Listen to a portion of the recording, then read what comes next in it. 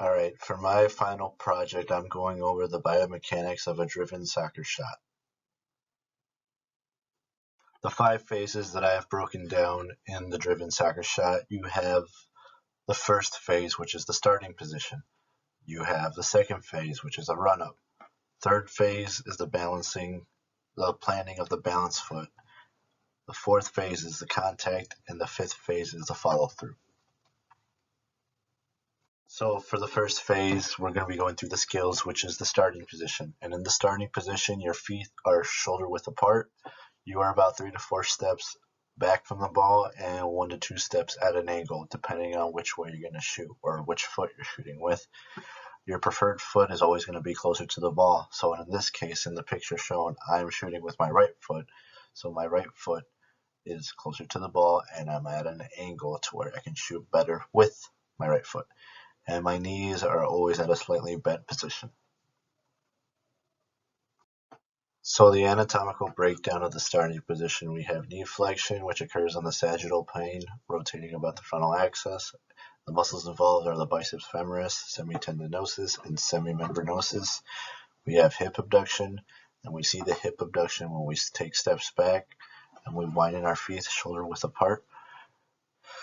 And that is going to be on the frontal plane, rotating about the sagittal axis. The gluteus medius and tensor fasciae are the muscles involved with that. We also have shoulder girdle elevation, which is as you're stepping back and in that starting position, you want to make sure you're nice and straight to get, I guess in a way it's more of an intimidation factor when in a real game, but it also gives you more confidence as you keep your body language nice and straight prior to getting into the other movements.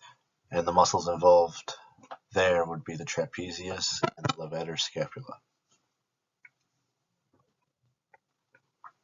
We also have elbow extension. So, as we're in that starting position, our arms are nice and straight, so we have that elbow extension, which occurs on the sagittal plane, rotating about the frontal axis, with the triceps brachii as the muscle group associated with this movement. Now onto our skill phase 2, which is the run-up. So, just as any other run-up as you see in other sports, you're pushing off with your toes, you're running up to the ball with the opposition of arms, your eyes are on the ball and the target, not just on one or the other, and we are starting to initiate the upper torso shift over the ball. So, in a way, like how I said, how we keep ourselves straight in the starting position, we are now starting to move over the ball. So we want to start, conditioning our bodies that, hey, we're taking a driven shot, we need to get over the ball. So now going into the anatomical breakdown of the run-up. To start off, we have knee flexion, as we saw in the starting position, and through the muscles there, we have the biceps femoris, the semitendinosus, and semimembranosus. We now are seeing knee extension as we're running up, and that is on the sagittal plane, rotating about the frontal axis, and the muscles involved there will be the rectus femoris, vastus medialis, vastus intermedius, and vastus lateralis. We also have hip flexion, which occurs on the sagittal plane, rotating about the frontal axis, and the muscles involved there are the iliacus, postus major, sartorius, and rectus femoris. And with the hip flexion, as we are running, not only we are flexing our knees and extending them, but we are also bringing the hip in. And in the next slide, we'll be going over extension, which is the hip coming out back. So as I said in the previous slide, we also have hip extension, which occurs on the sagittal plane, rotating about the frontal axis. And the muscles involved there will be the gluteus maximus, biceps femoris, semitendinosus, and semimembranosus. And now, as we are approaching the ball, we are now seeing trunk flexion, which is us wanting to get our bodies over the ball. And that occurs on the sagittal plane, rotating about the frontal axis. And the muscles involved there would be the rectus abdominis, external abdominal oblique, and internal abdominal oblique. And now, as we are moving and running, we are also seeing plantar flexion as we flex our toes, flex our feet, and that occurs in the sagittal plane, rotating about the frontal axis. And the muscles involved there will be the gastrocnemius and soleus. We're starting to see now in the run-up elbow flexion.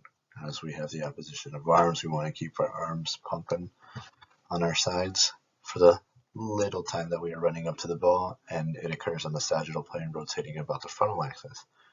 We have the biceps brachii, brachialis, and brachioradialis for our muscles.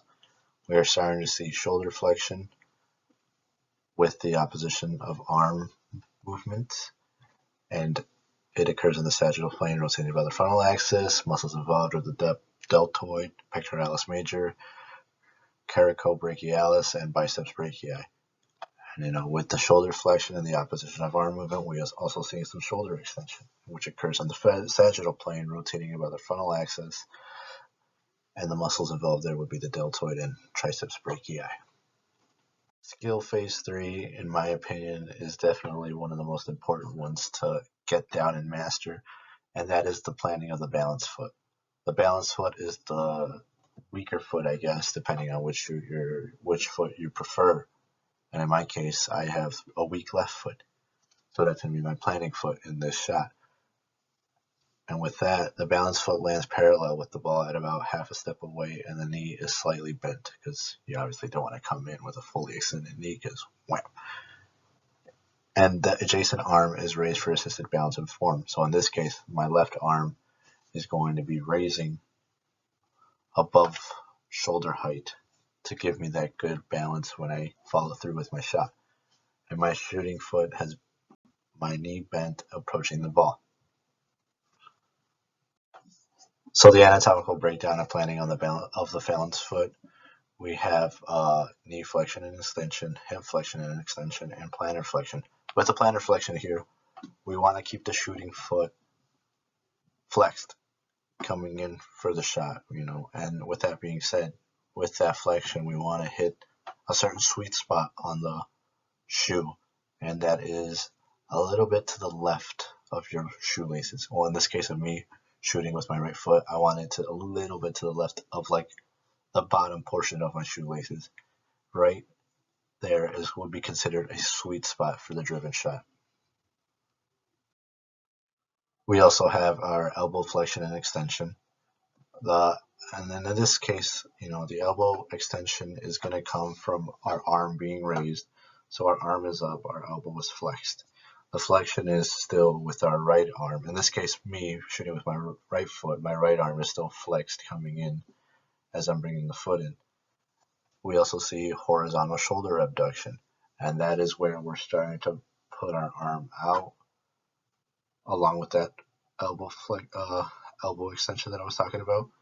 And then that will be occurring on the transverse plane, rotating about the longitudinal axis, and then the muscles involved there will be the deltoid, infraspinatus, and teres minor.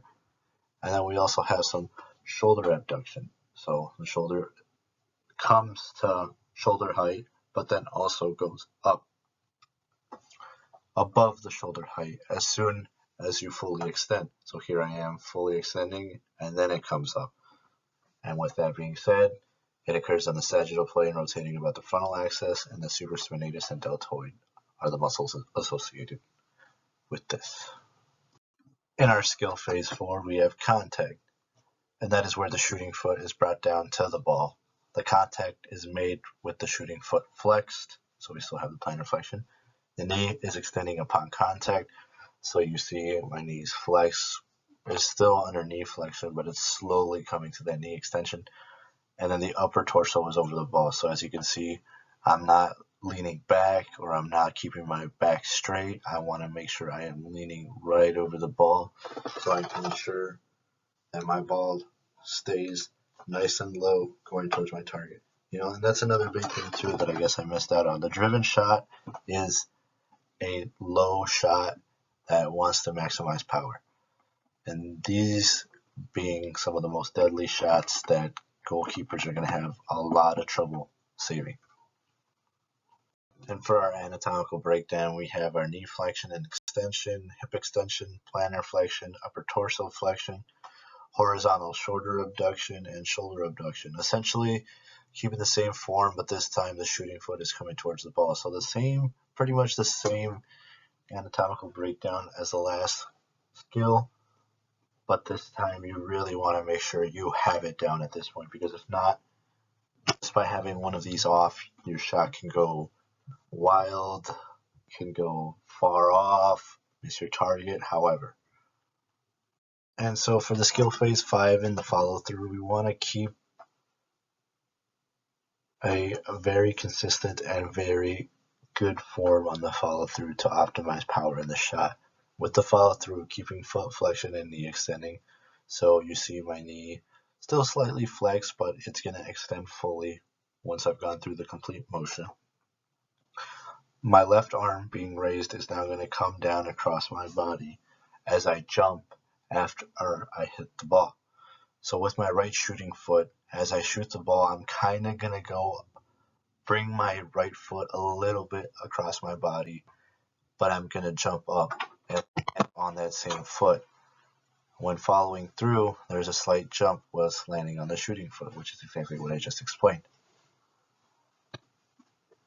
So for our anatomical breakdown, we have knee extension with the follow through, hip extension, plantar flexion, upper torso flexion, but this time we have trunk extension. So after we shoot, I was emphasizing on having your body over the ball, but after you shoot, you want to, obviously, you don't want to stay there forever, so you want to come back up and see where your shot goes. And that occurs in the sagittal plane about the frontal axis. With the muscle associated with it is the erector spinae. We also see elbow flexion and extension, horizontal abduction, and now we are seeing horizontal shoulder adduction. So with the follow through, as I said, I'm bringing that raised arm back in. That occurs on the transverse plane, rotating about the longitudinal axis, and the muscles associated with that would be the pectoralis major, deltoid, and coracobrachialis. So mistakes seen in form. When you lean back on the shot, the ball has a very good chance of flying over the crossbar or widely past the post. It's very essential to keep your body over the ball when shooting. Misplacement of the planting foot. So if I somehow accidentally place my left foot too far in front of the ball or too far behind, it's not going to give me that good uniform feeling as I come through the ball. It's hard to explain, but it's not going to feel smooth. And with that being said, that can cause a very serious injury if you're not careful as to where you put your planting foot. If you don't have a follow through on your driven shot, it's not going to be a hard shot. Or you're probably looking for a different shot, which could be more or less a knuckleball, but that's a different story. And your ankle not being locked. So it is important that you keep your ankle nice and strong when shooting.